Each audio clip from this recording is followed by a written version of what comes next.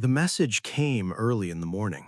I was halfway through shaving, the razor hovering in the air when her name lit up my screen. Not a missed call, not spam, just Claire.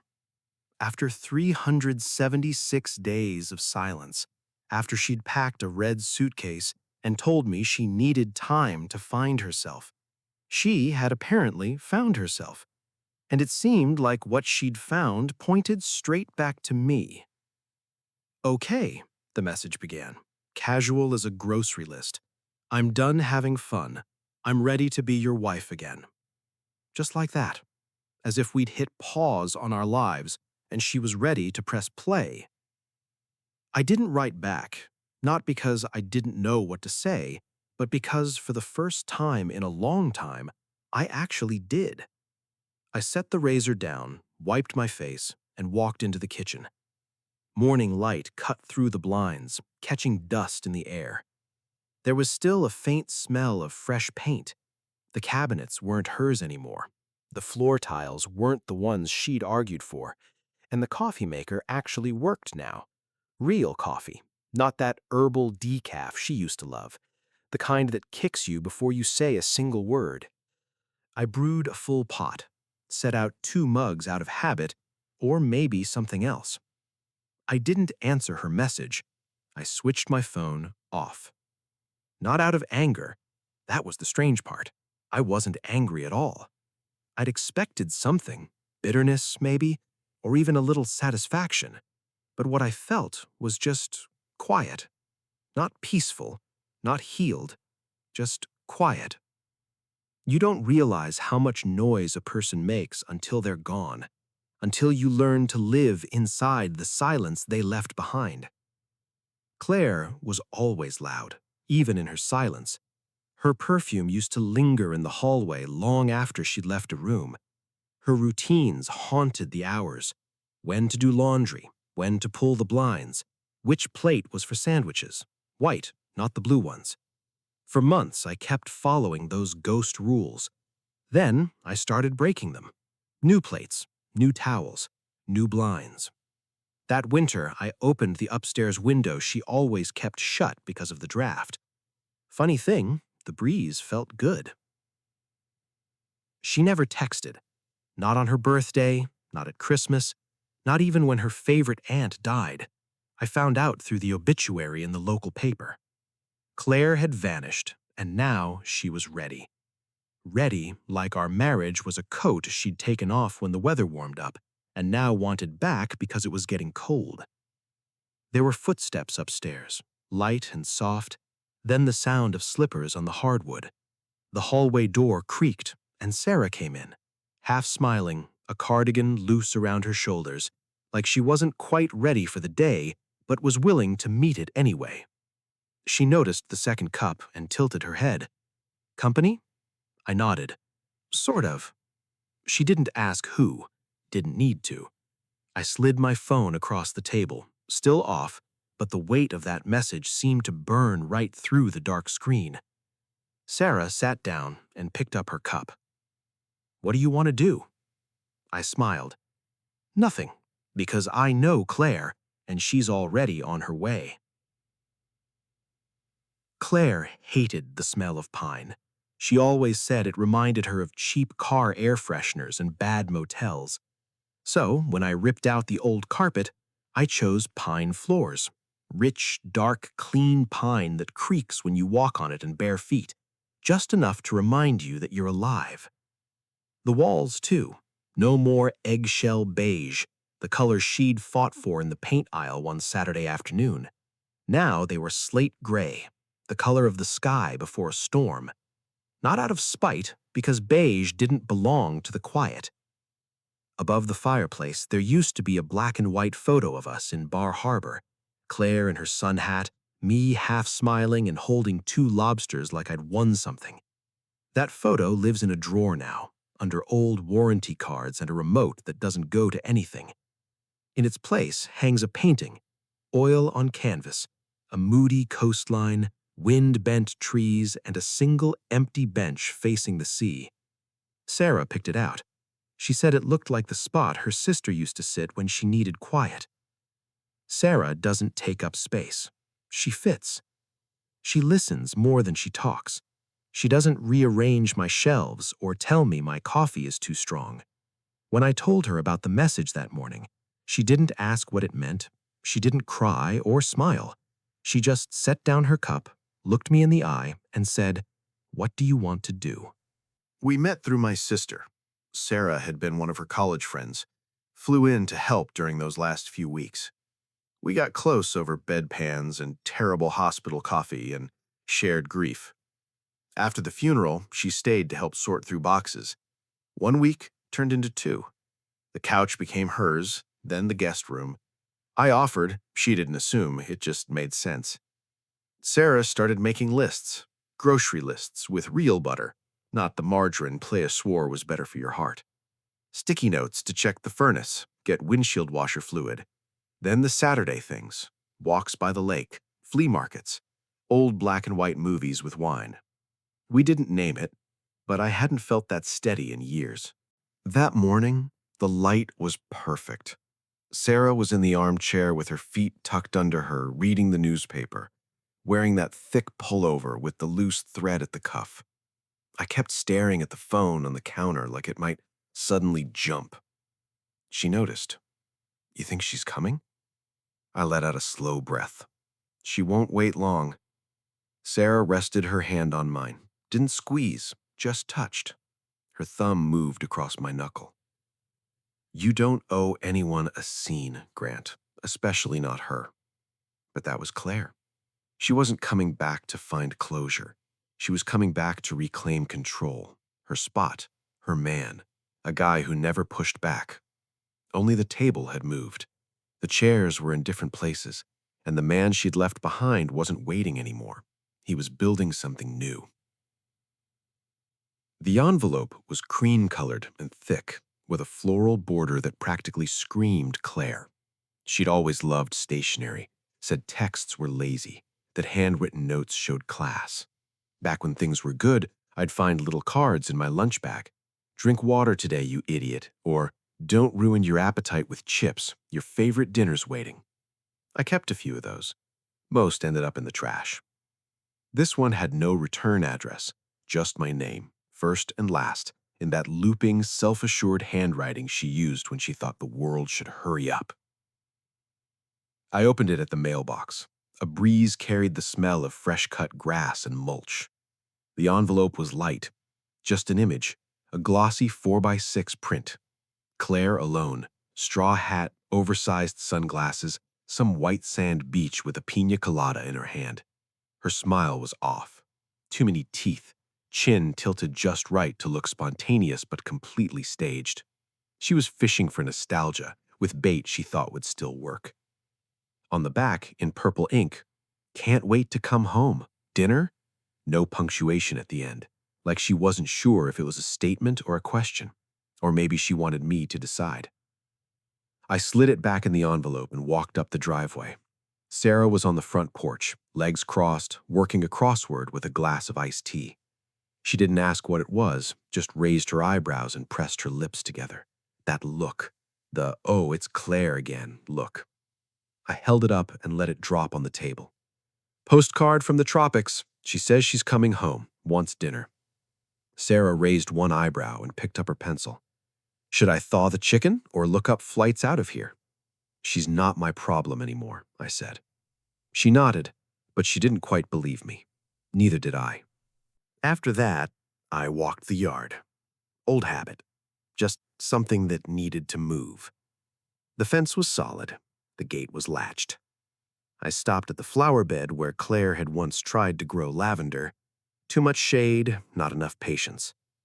I crouched down, pulled weeds, swept the back step, replaced the side path light that had been flickering like it couldn't make up its mind.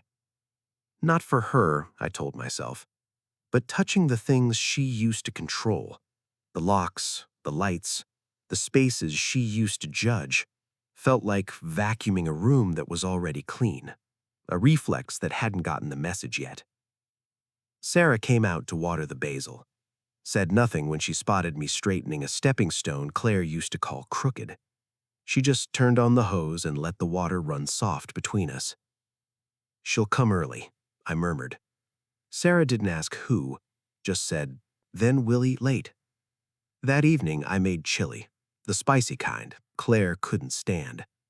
Sarah brought both bowls to the table without asking if I was hungry. She just knew. We didn't make toasts, didn't light candles, didn't talk about Claire. But the door was checked, the porch was swept, and the storm wasn't welcome, though I'd be damned if it caught me off guard. The black BMW rolled into the gravel driveway like it owned the place. Claire was always punctual when it worked in her favor. She parked without killing the engine, stared at the house like it was supposed to be impressed, then checked herself in the rear view. 3 swipes of lipstick, a practiced pout, a smile that didn't reach her eyes. Her hair was in those soft, perfect waves that announced a salon visit. Her heels, camel-colored stilettos, clicked like a metronome on the stone walkway. The bag she carried was new, something designer I couldn't pronounce, probably a gift or bought on someone else's card. Before she knocked, she paused at the door and took a slow breath. I knew that look, the one she rehearsed. The shy smile, the breathy voice, the practiced vulnerability. The perfume was the same one she always wore before she wanted something.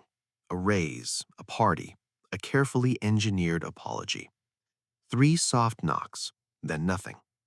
Inside, Sarah and I sat at the kitchen table, pretending we hadn't heard a thing. I took another sip of coffee. Sarah raised one eyebrow. I nodded. She stood up quietly, walked to the front hall, cardigan open, barefoot on the pine floors Claire had never walked on, and opened the door. Sarah didn't flinch, didn't smile, didn't step aside. She just stood there, one hand resting lightly against the inside of the doorframe like it belonged to her, because it did. Claire's face shifted the moment she saw her. That practiced smile slipped. Her lips parted a half-second too late. Something flashed behind her eyes. She hadn't prepared for this. The confidence drained out of her like a slow leak. "Karen?" she said. Sarah blinked once. No emotion, just calm, clean confusion. "I'm Sarah. You must be Claire." Claire took a small step back. "Oh, I'm sorry. I didn't realize he had company." Sarah didn't move. "He doesn't have company. He has a life." It wasn't cruel. It wasn't sharp. Just the truth, spoken plainly, the way you'd slice through fabric with a clean pair of scissors. Claire glanced past her into the entryway. Her eyes swept the coat rack. No old jacket of mine, no familiar umbrella, just Sarah's beige windbreaker and a scarf she'd crocheted herself. Then her gaze dropped to the floor, new tile, and right there, in that small difference, the cracks began to show. "I'm here to see Grant." Sarah raised an eyebrow. "You came without asking." "I texted him." He didn't answer. Claire adjusted her bag strap, searching inside herself for the version that used to work. The charming one, the wounded one, the misunderstood wife. All of it had seized up. The control she always counted on was gone. "I didn't know things had changed," she said. Sarah didn't blink. That tends to happen when you leave. Then my voice came from behind the corner. "Everything okay out there?" I stepped into view, coffee mug in hand, face easy and unreadable, like a mailbox you've already emptied. Claire's breath caught. I hadn't shaved. My hair was a little grayer than she remembered, but somehow I looked better, steadier, like I was actually sleeping again. "Grant," she said softly. I nodded once. "Claire." The silence that settled between us was heavy. Her eyes moved around the room, trying to make sense of the furniture, the atmosphere, the whole unfamiliar feeling of it.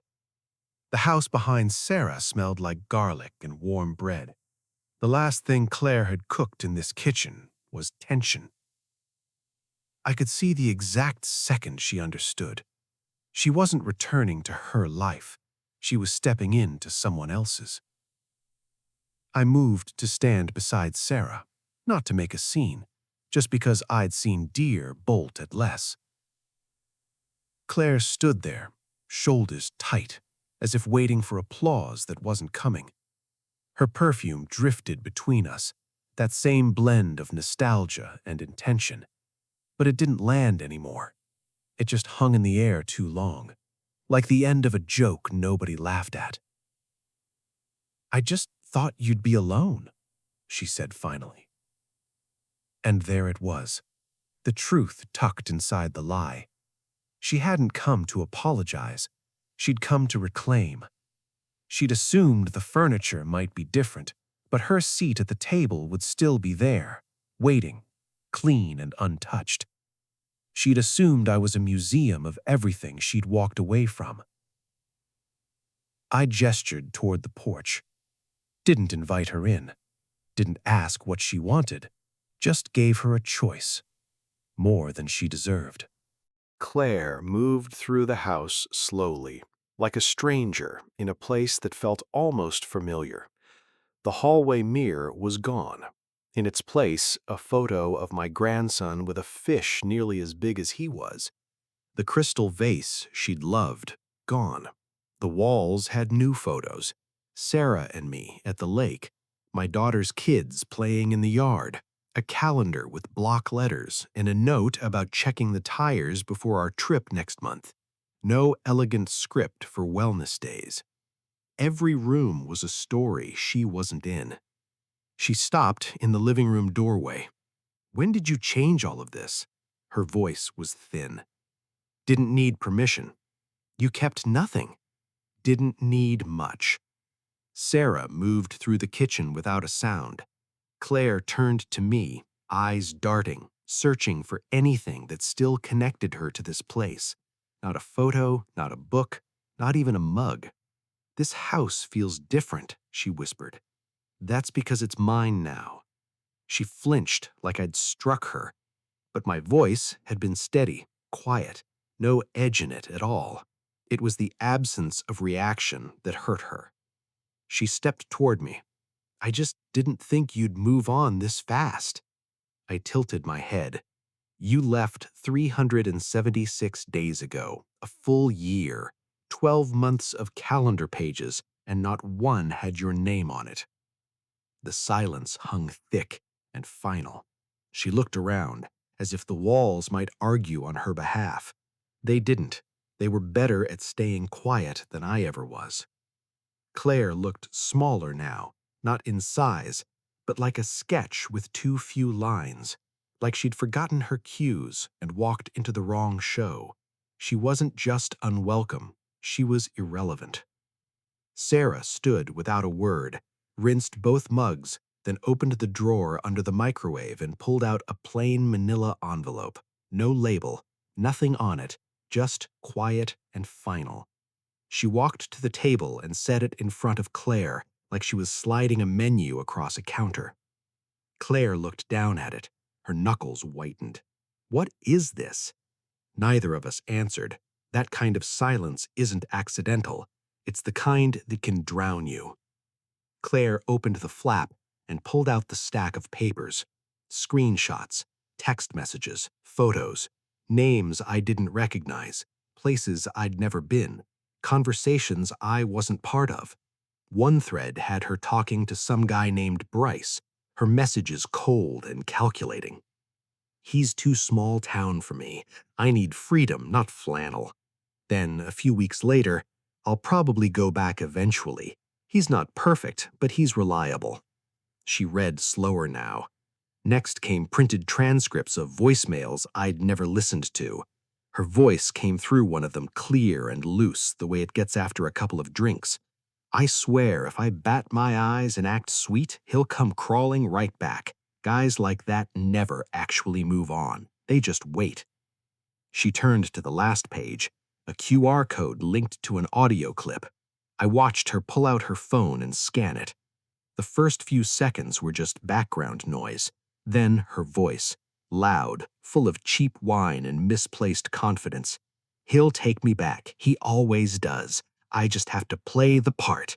Once I'm back in, I've got the house, the car, the security. Then maybe I'll figure out what I actually want." She stopped the playback before it ended.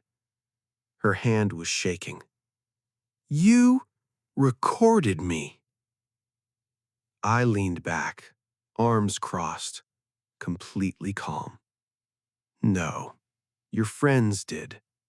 Some of the people you laughed with weren't laughing with you, Claire. Some of them figured out I didn't deserve this. They sent it after your message came through. She stared at me, mouth opening and closing. No outrage, no script, just the slow, horrible realization that the net she thought she'd been secretly weaving had been sitting in plain sight the whole time. Sarah stood there like a mirror Claire couldn't stand to look into. I was drunk, Claire said, finally. The words landed hollow. That was still the truth. Her eyes went to the window, then back to me. Why did you keep all this? She finally asked. I didn't, I said. Sarah did. Claire's eyes snapped to Sarah, suddenly sharp. You had this the whole time? Why didn't you? Sarah's voice was quiet. Didn't need to be anything else. Because today you asked if you could be his wife again.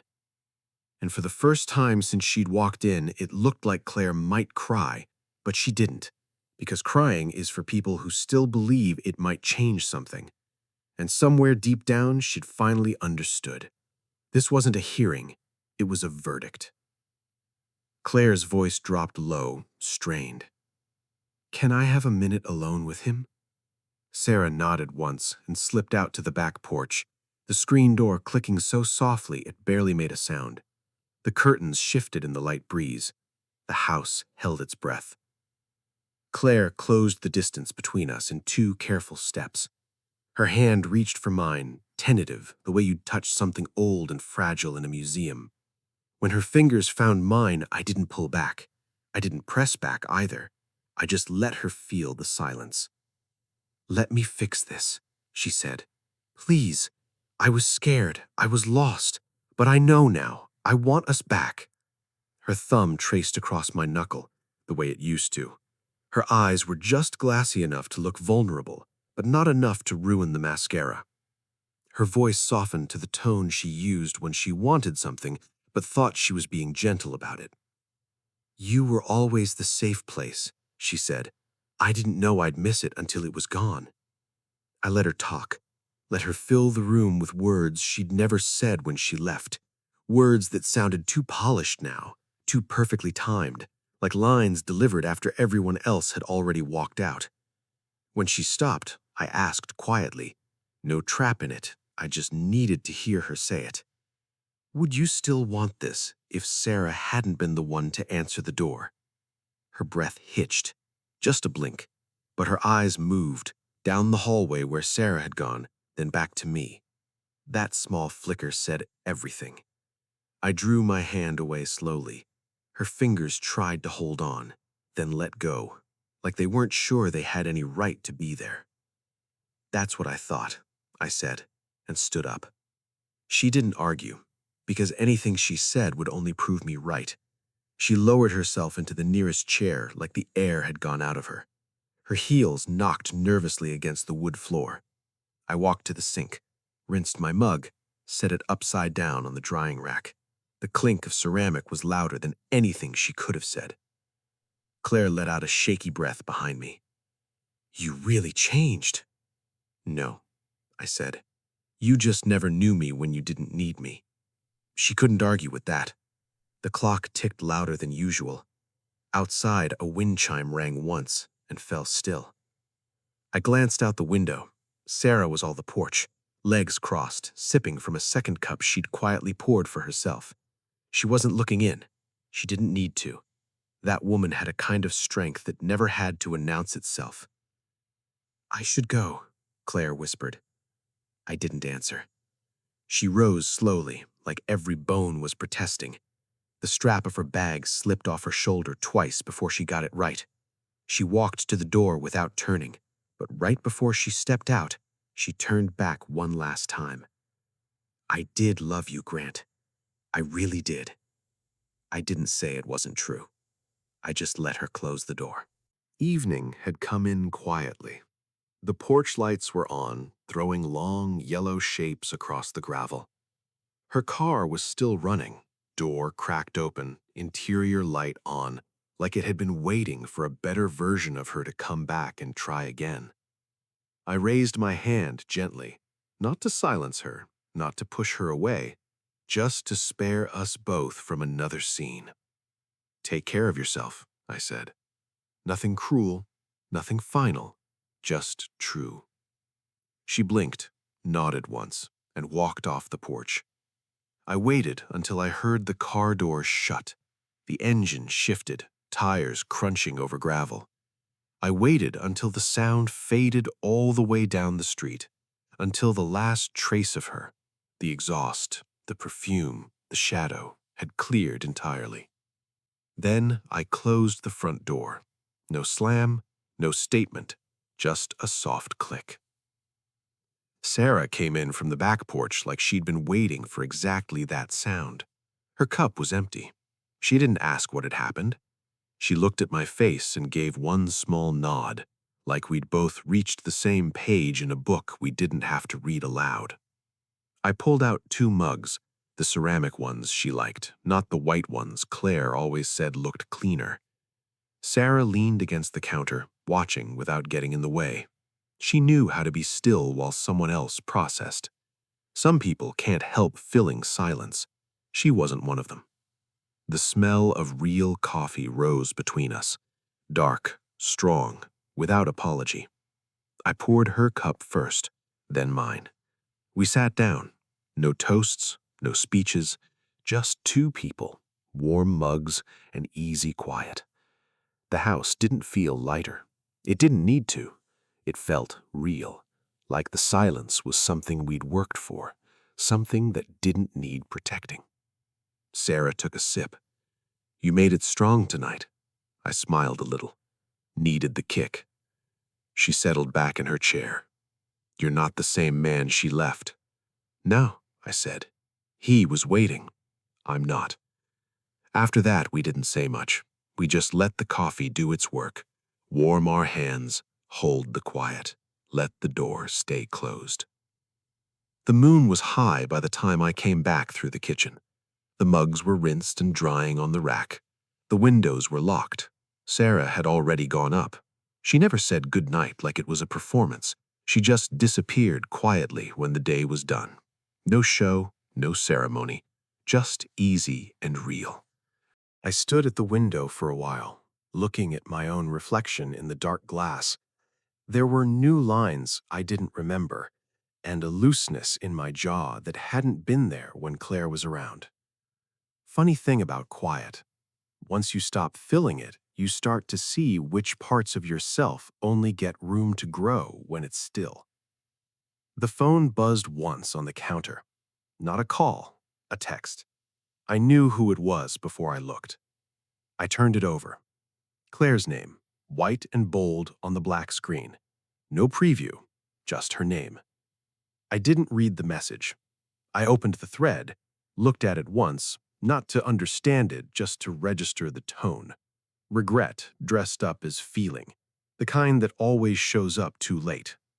Then I deleted it. No reply, no typing bubble, no draft sitting unsent, just the same as leaving a room and switching off the light on the way out. I set the phone down gently. The screen went dark. No ring, no goodbye, just gone. Sarah's voice drifted down from the stairway, soft and half asleep. Everything okay? Yeah, just cleaning up. She didn't ask what that meant. She trusted I'd handle it. Upstairs, the bed was warm. The quilt was turned back on one side, waiting. Her book was face down on the nightstand, the way it always ended up when she fell asleep reading. I'd find her curled on her side, one knee drawn up, her hair spread across the pillow like something that had simply settled there and belonged. And we wouldn't talk about any of it, because nothing needed explaining when the quiet already knew the answer. Claire was gone. Not in anger, not because I'd thrown her out, just no longer part of the equation. And I was free. Not because I'd let go, but because this time I hadn't reached back. Thank you for staying with me until the very end. If this story touched you or reminded you that some people deserve a second chance while others only deserve a closed door, let me know in the comments. What would you have done in my place? Would you have let Claire back into your life, or would you have made the same choice? If you enjoy realistic relationship stories filled with unexpected twists, betrayal, justice, and emotional endings, don't forget to subscribe and turn on notifications so you won't miss the next story. Take care of yourself, and remember, sometimes the strongest answer is the one you never send. Bye bye.